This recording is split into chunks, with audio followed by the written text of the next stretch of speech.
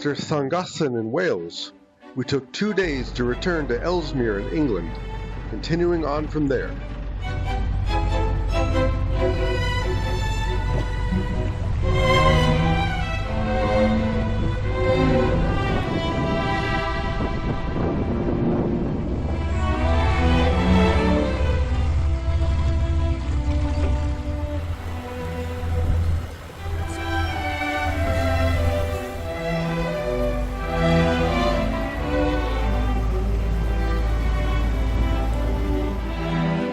We stopped for lunch along a part of the canal surrounded by nothing but fields for miles around. The canal banks weren't always well maintained, even hazardous in places, and I did run aground once and had to use the boat's pole to push us free. Okay, moving. But we did make it to the next stop before sundown, at the medieval market town of Whitchurch. Mooring along the canal just outside of town, Whitchurch would make global news just 6 months later, with a major canal breach just beyond the footbridge.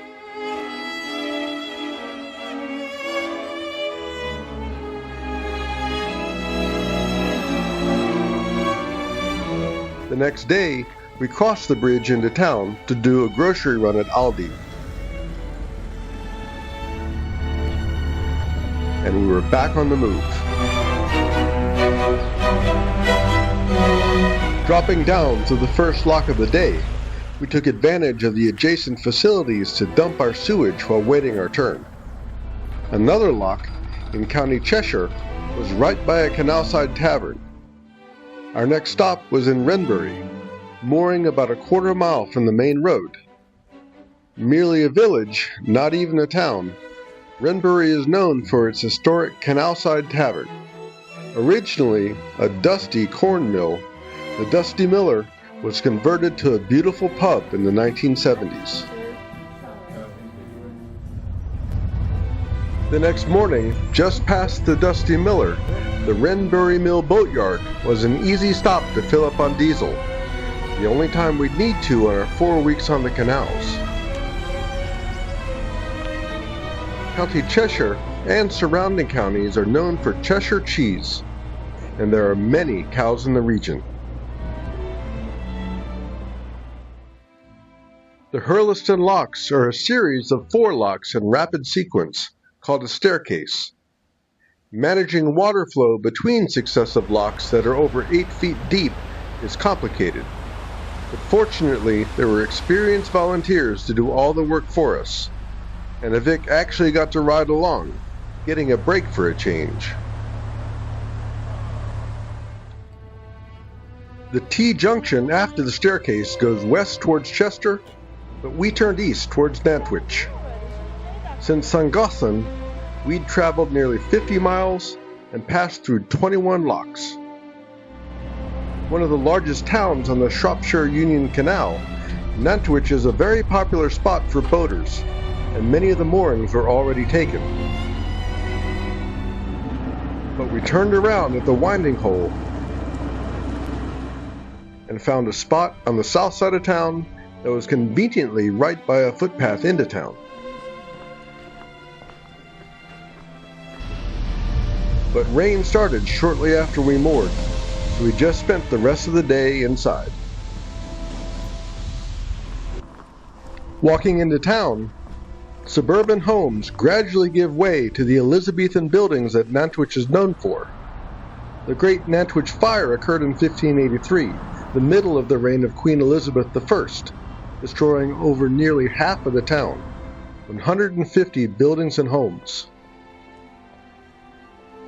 Rebuilt in the Tudor style, they beautifully dominate the center of town. The 14th century St. Mary's Church survived the fire, and, as in medieval times, the town market still spreads out around it.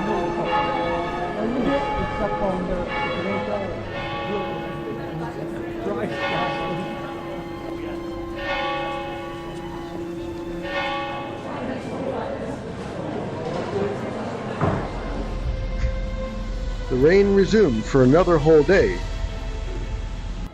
but it did finally break. We'd seen goslings earlier on the canal, adorable grey puffballs.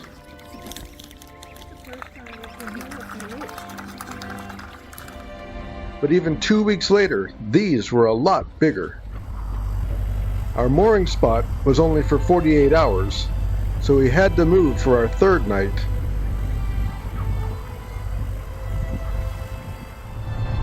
But then we moved on towards the largest city of the Shropshire-Union Canal network, Chester.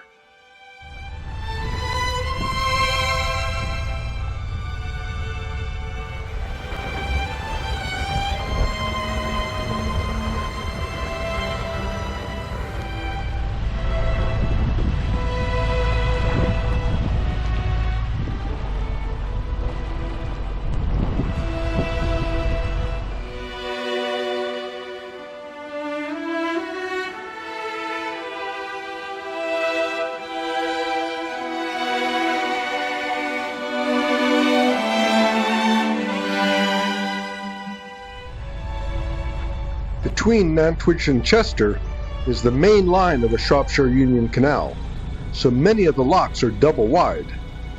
Fortunately, we had another boat going the same direction, and having a lock buddy always makes things easier.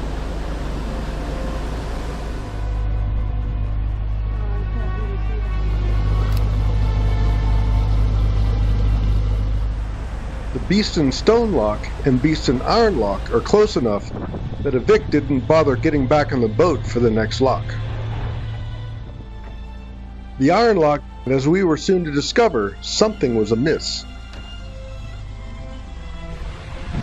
A lock spillway should have at least some water flowing through it, but the water at Beeston was way low, so low that I got grounded on the edge of the lock. Avic had to walk back to the stone lock and release enough water that I was able to finally float through, and we were back on our way.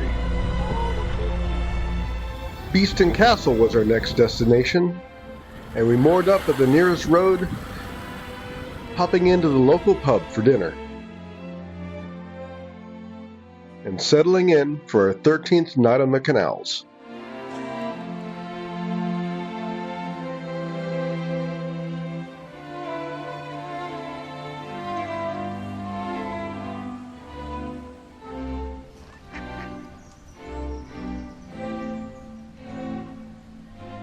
It's about a 20-minute walk to the base of the castle hill. Watching the train from Chester speed by reminded us just how much of a throwback narrowboat travel is. Back to the days when small towns were a day's journey apart versus mere minutes today.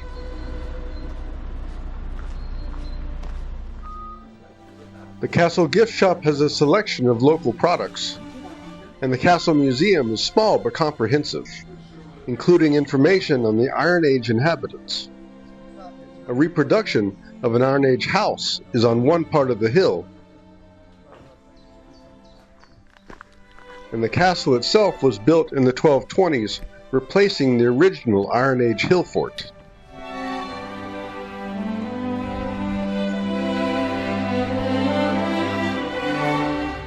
The castle ruins command a spectacular view of the surrounding area.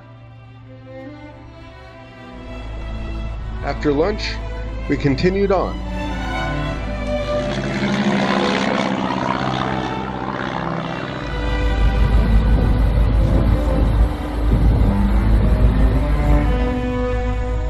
Pulling in to stay in the Tattenhall Marina. With 300 berths, Tattenhall is the largest marina we encountered on this journey. Mostly long-term berths, we stayed in one of their few short-term berths. They also have fully equipped pods for visitors who don't have a boat. Our second night, a pizza boat pulled in for dinner, and the marina's cafe sold craft beers and other food. The next day, we continued on. About a mile and a half from Tattenhall, Golden Nook Farm and Moorings had many long-term moorings with electric and water hookup.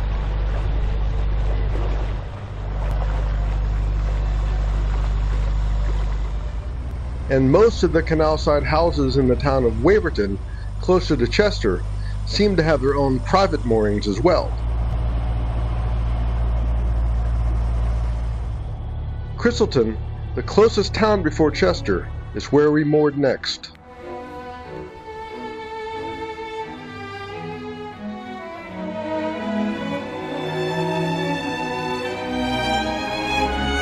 A small community with regular commuter bus service into Chester, Christleton has the Cheshire Cat, another beautiful canal-side pub.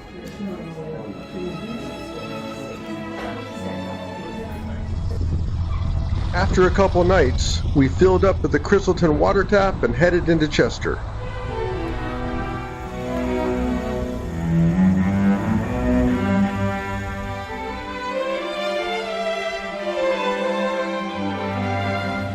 In the next and final video of our Narrowboat series, we explore the historic city of Chester and take day trips by train to Liverpool and back into Wales. So please subscribe to our channel and hit the bell so you don't miss out.